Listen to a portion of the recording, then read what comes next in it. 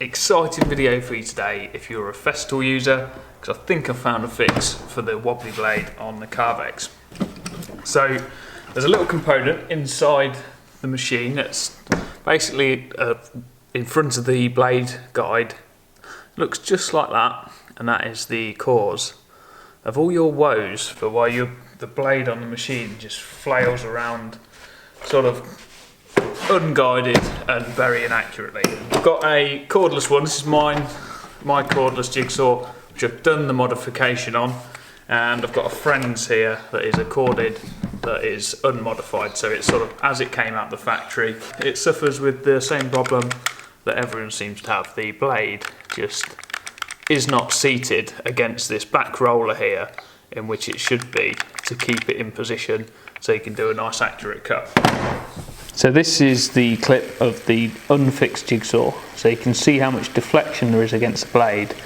When I start to push against the timber to make a cut, you can see the blade deflect backwards. That means that just before you start the cut, the blade is actually touching the timber as it's sort of flailing around, and it's marking the timber and doing quite an inaccurate start to the cut because there's no accuracy to the position of the blade.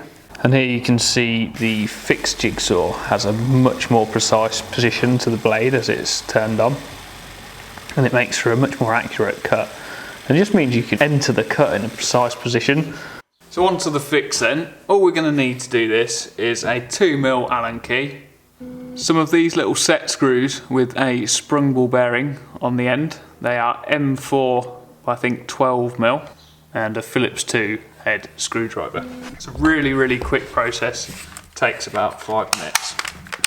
So remove the base like normal. You can take the plastic guard off the front then. A little bit stiff on this because it's never been used. And then turn the machine so that the screws that hold the casings together are facing towards you. Then Phillips 2, just undo all of the screws.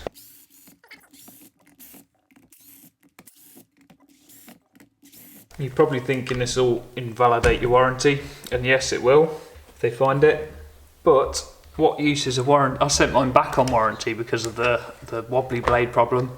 They said there was nothing wrong with it and returned it back to me. So what use is a warranty on a machine that doesn't work and can't do the job that you want and need it to do? So I'd actually discarded my jigsaw, and then I thought, well, if I'm going to discard it, I might as well just try and fix it. So that's when it led me to looking into what the problem was and then coming up with a solution. So this is what you're presented with. Yours will probably be full of dust all around this motor housing because mine was absolutely packed in and around here. So you can hoover or get rid of that just very carefully so that you don't lose any parts in the process.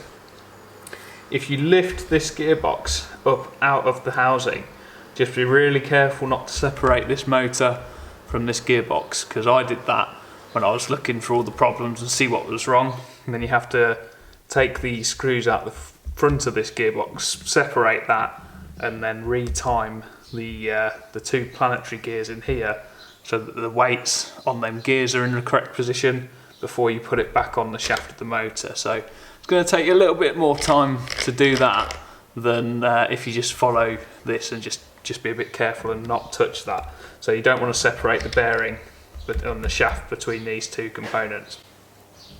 But the source of the problem with the jigsaw actually lies just here. So on the front where this guide pin is here, so that's like a visual guide for you, there's a little silver ball plunger. It's not a problem in itself, it's more the fact that it's in the position it's in, it's forward. It shouldn't be in that forward position, because if we push that plunger back like so,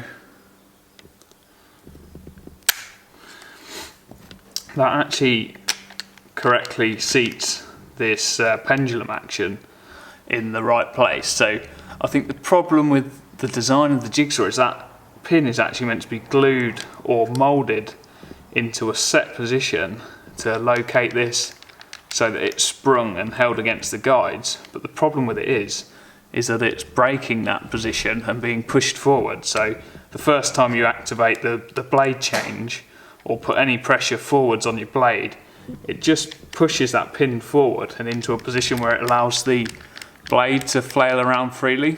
So you can see how much play is in that blade there.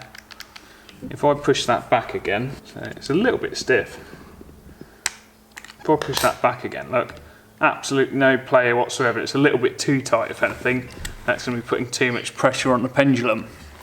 So that will be compressing the spring on that ball bearing too much. But you understand the idea that now there's no play on that blade whatsoever. So, like I say, when you push the blade forward that first time, out pops that pin, and then the problem starts with your jigsaw and the wandering blade. So my solution is to swap the smooth bore pin that seats in that housing for one with a threaded outer, and it's got the same spring and ball bearing in the end to give you that sort of free play on the blade. When you set it into the option where you've got the blade oscillation, that sprung ball bearing is just going to give you a little bit of softness to the pressure on the guides and allow the blade guide to move back and forward still, but it's just going to locate it correctly, and because it's threaded, it's not going to pop out when you change the blade or push on the blade in a forward direction. So I can't remember how I removed the little pin. I think I used a pair of side cutters before, so it's a little bit tight. Without taking this out, you've not got a loads of room. So just going to try and reach in there.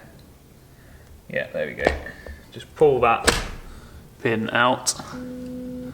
Now we've got the little pin removed. So that pin is 3.5mm by 10mm in length, so 3.5 diameter. So the little grub screw replacement that I bought is 12mm long, and it's a M4 thread, so it'll fit perfectly in the housing that this pin came from. You can use a little bit of Loctite. You want some thread lock sealant if you want to use Loctite. I haven't. I've been using the jigsaw for about a month now and not suffered any problems whatsoever, but if you're a little bit concerned about this moving, then use a little bit of Loctite. But we're just gonna try and thread that into the housing in which that other part came from.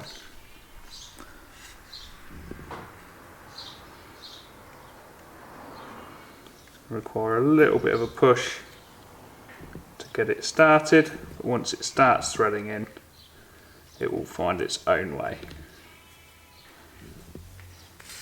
Bear in mind you've got a 3.5 bore hole, which is perfect to not damage the housing when you thread this in. So thread that all the way home.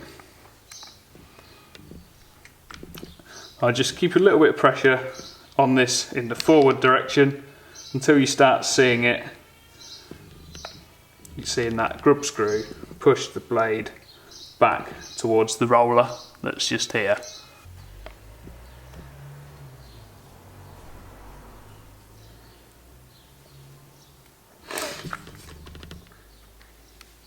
There we go. We've seated the blade back so that without any pressure on the spring, the blade is touching, the back of the blade is touching this guide roller. But if we put some pressure forward, that's ball bearing in the end compressing allows the blade to just have that bit of free movement. So if there's any pressure on this pendulum mechanism, it's got some movement so it doesn't damage it. Now that grub screw is seated correctly, it looks like that. So there's about 3mm of grub screw sticking out the end of that casing, and it's just clear of the plastic casing, so absolutely perfect. When the plastic casing seats around the grub screw, that screw can't actually come out because the casing will prevent it from doing so anyway. So once that's done, I've not disconnected these two, made sure they've stayed together. Put your little guide pins or your visual guide back in place. That just clips in around the housing, goes in there, and there's like a little seat that sits in like so, and that really is the only part that would have come out if you'd have followed this exactly. And just make sure everything's seated. This trigger on the D handle models can pop out. So make sure all these components are in the correct little housings and look right. It's also, if you've taken this out of here, this mechanism can come apart. So just make sure that that's all seated right and in position correctly. On my one, I think on all of them, this slide mechanism, there's a plastic lever here that connects into a separate metal part behind with a pin, and if you disconnected that, you might just have to make sure it pops back together. Otherwise the push mechanism for removing the blade doesn't work, so you just got to keep an eye on that. But I would screw it together first and check for that afterwards. If you do take all the screws out, some of them are slightly shorter than some of the others, so just keep a location of where each screw goes.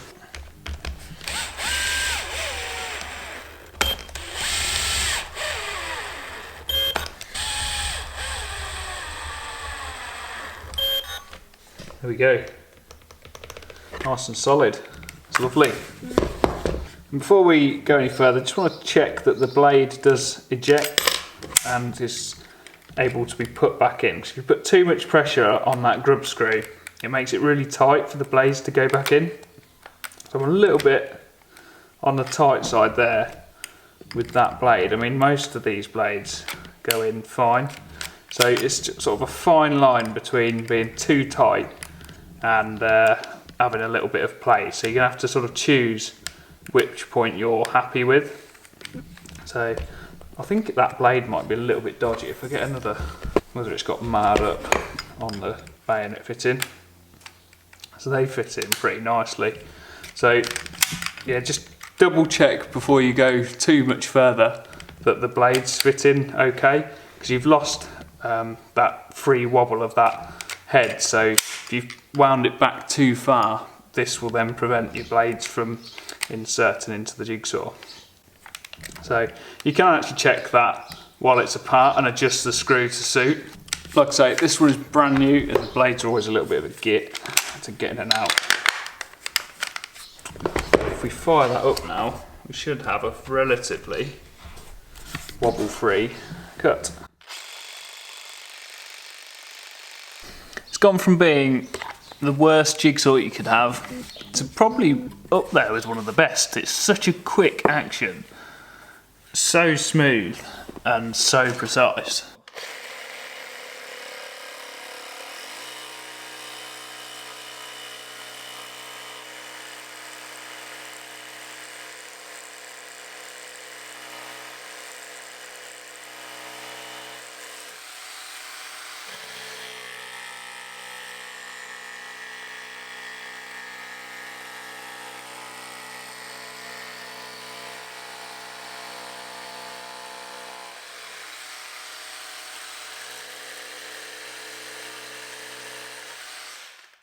So controllable.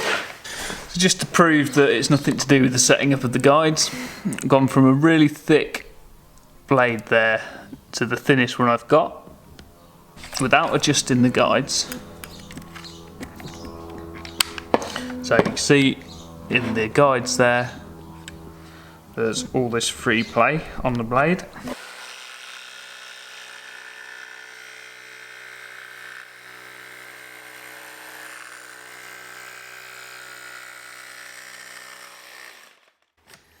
And it cuts beautiful.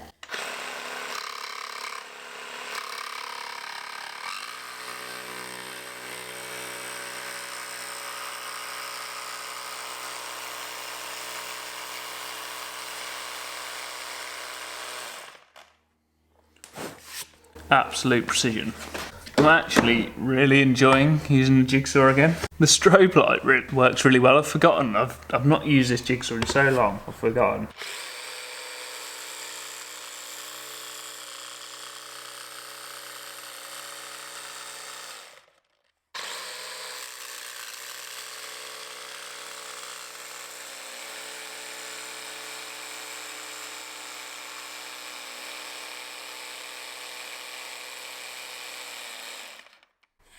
The precision of that cut is incredible.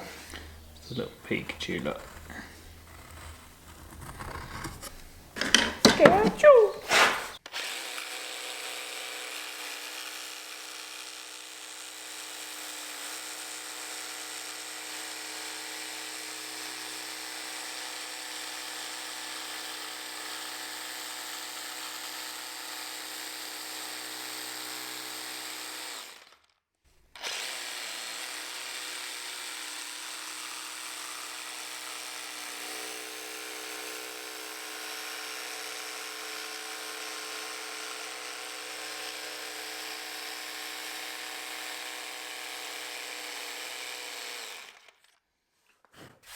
So that's pretty much it. That's the repair. It's as simple as that. Little grub screw and just replace that little pin, and just make sure when you're setting it up that it's just got that tiny bit of free play against the back of that roller. You don't want to be too tight, and just check that blade can be inserted and locked in place really easily, because if you go too far with the grub screw, it stops you from doing that. That's quite important, and you'll hear it in the machine as well. If you've wound the screw too far in, when you turn the machine on, you hear it sort of just squeaking. It just doesn't sound quite right.